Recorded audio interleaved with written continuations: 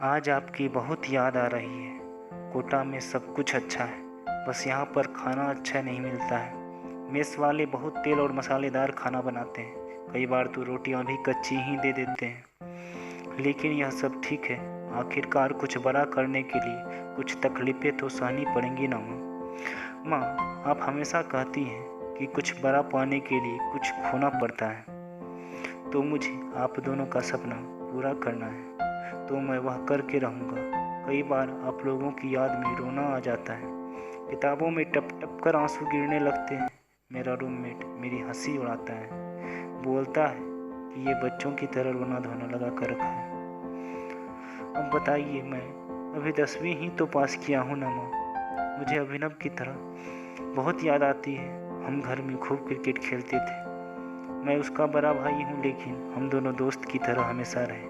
अभिनव को खूब खेलने कूदने देना माँ और बाबूजी, उसके हिस्से की मेहनत मैं यहाँ पर कर रहा हूँ। कोटा शहर बहुत खूबसूरत है माँ, मेरा मन बहुत लगता है यहाँ, मगर एक खामोशी है यहाँ पर जो रह कर शोर मचाती है। उस खामोशी को मैं बहुत गौर से सुन पाता हूँ माँ। यह शहर सुबह सोता है और पूरी रात जगता है। आप सोच रही होंगे कि अभिषेक क्या बोल रहा है। हाँ माँ, यहाँ पर लड़के सारी सारी रात जगकर पढ़ाई करते हैं, सुबह देर तक सोते हैं, फिर सुबह कोचिंग निकल जाते हैं। यही जीवन है यहाँ का माँ। चाय की दुकान में कुछ देर हंसी ठहाके देखने को मिलते हैं, बस माँ यहाँ पर अकेलापन मुझे परेशान करता है। हर लड़के को तो IIT क्रॉस करना है, यहाँ पर लाखों के बच्चे हैं और सिलेक्शन कुछ हज़ार के होंगे।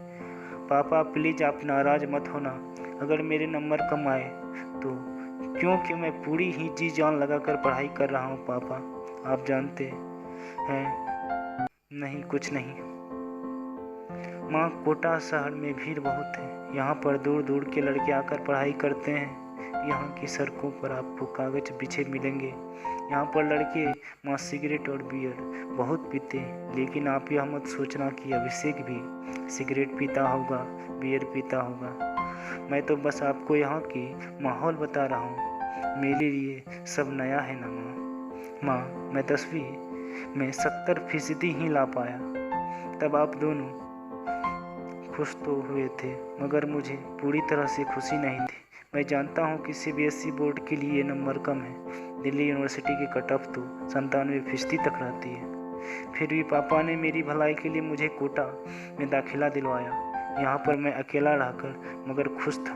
10-10 घंटे पढ़ाई भी करता था माँ। रात में भूख लगती थी तो बेसन के लड्डू खा लेता हूँ। बाबूजी ने कहा था तो सत्तू लेकर आया था बाजार से। रात में कभी कभी तो पानी में मिलाकर भी पी लेता था, उससे भूख नहीं लगती थी। माँ एक बात बोलूं, आपकी याद बहुत आती है। हर सुबह आपकी डांट से होती थी, फिर दिन में पापा की फटकार, शाम में अभिनव से तू मैं और रात को साथ रहना, खाना पीना और पप्पा का सुविचार सुनना।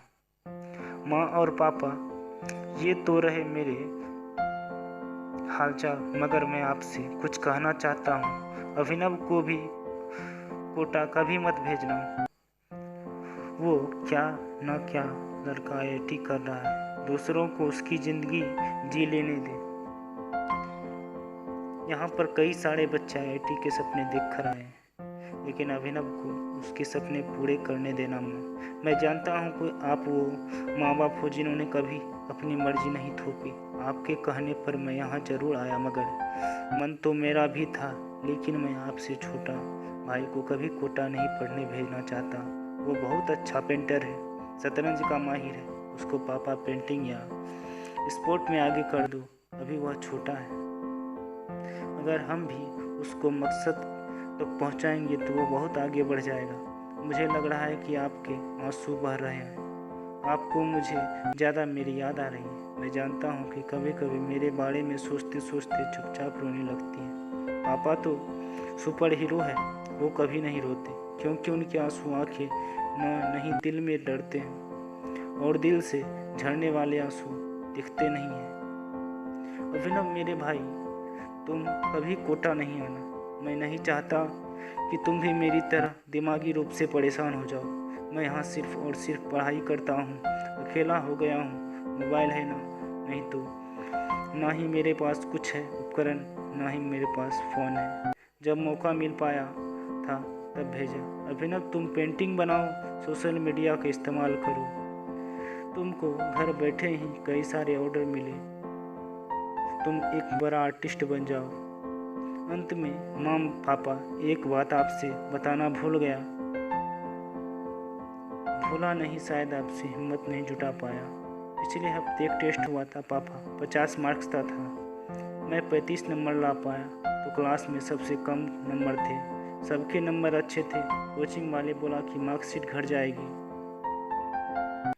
शायद अब तक पोस्ट भी हो गई होगी, लेकिन उससे पहले मैं आप सभी को मुझसे माफ़ी मांग रहा हूँ। माँ पापा, आपका सपना अब अभिनव पूरा करेगा, मैं उस लायक नहीं बचा। I love you mom dad, miss you so much. Abhinav तुम रोना नहीं, बस सोच लेना भैया का सपना